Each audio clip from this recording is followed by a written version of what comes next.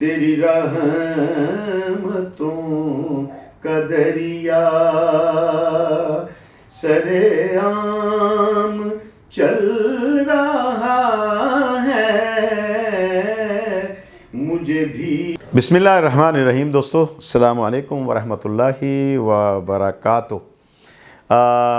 روزہ جو کہ ایک قوت ہے، ایک نیکی ہے، ایک طاقت ہے، ایک روحانی سکون ہے، اس میں ہمیں یہ حکم نہیں ہے کہ جب ہم روزہ رکھ لیں تو دنیا کے کام کرنا چھوڑ دیں۔ جن چیزوں کی، جن اعمال کی پابندی ہے ان کی ممانعت بالکل اپنی جگہ، لیکن باقی زندگی کی گاڑی کھینچنے کے لیے جو کام کرنے پڑتے ہیں وہ کرنے پڑتے ہیں، ان کو کرنا پڑتا ہے، وہ کرنا بھی چاہیے۔ آج کا کام کل پہ اس لیے چھوڑ دینا کہ میں روزے سے ہوں اور سستی، یہ بھی روزے کی اس نیکی اور روزے کی اس طاقت اور روحانیت میں خلل ڈالتا ہے۔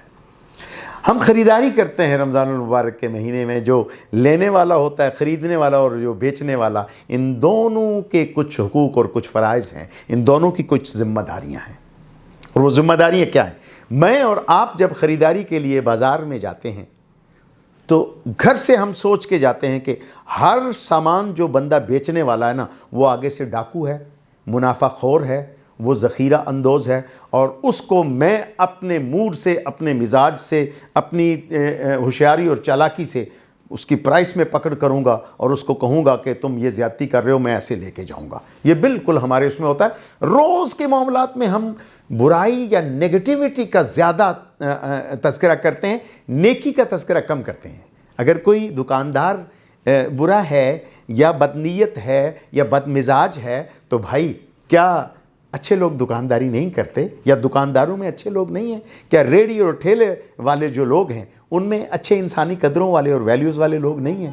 یقیناً ہیں، لیکن ہم جب انہیں ملنے کے لیے جاتے ہیں تو ایک ہی عدسہ اپنی آنکھوں میں لگا لیتے ہیں، اور اس میں سے ہمیں جو کچھ نظر آتا ہے نا وہ ایک جیسا نظر آتا ہے۔ نہیں، یہ اینک تبدیل کرنے کی ضرورت ہے، فکر کی، اپنی سوچ کی، اپنی آنکھوں کی اور اپنے اپروچ کی، یہ جو گلاسز ہیں نا ان کو بدلنے کی ضرورت ہے۔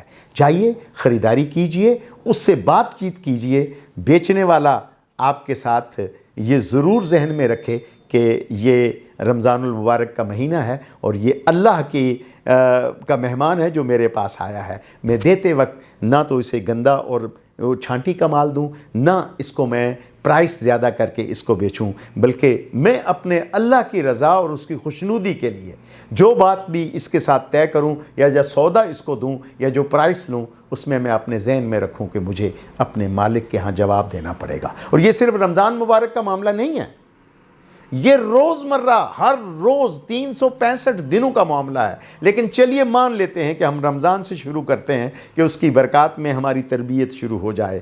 ہم خریدتے وقت اور بیچتے وقت ایک دوسرے کا خیال رکھیں، جو غریب اور مساکین ہیں ان کا خیال رکھیں، جو امیر ہیں وہ لیتے وقت اس بات کا خیال رکھیں اور اس بات کو اپنے ذہن میں رکھیں کہ ان کی خریداری میں یہ عنصر شامل نہیں ہونا چاہیے، یہ بھی ڈال دو، وہ بھی ڈال دو، وہ بھی ڈال دو، وہ بھی ڈال دو، اور وہ لے کے پیسے دے کے چلتے بنے، اور جو بیچنے والا ہے اس کے بعد کا کوئی چھوٹا موٹا غریب خریدار جو ہے وہ اس کی نظروں میں نہ بھائے اور اسے وہ نہ چاہے دل سے فارغ کرنے کی سوچے۔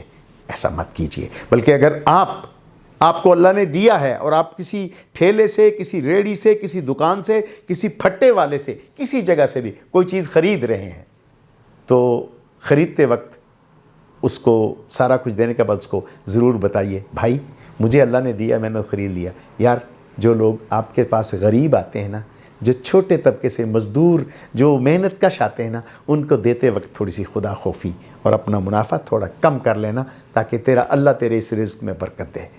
آئیے اس نیکی کی ریاضت کرتے ہیں، پریکٹس کرتے ہیں۔ اللہ تعالیٰ ہماری نیتوں کو قبول کرنے والا ہے۔ انشاءاللہ کل ایک نئے موضوع کے ساتھ پھر آپ سے ملاقات ہوگی۔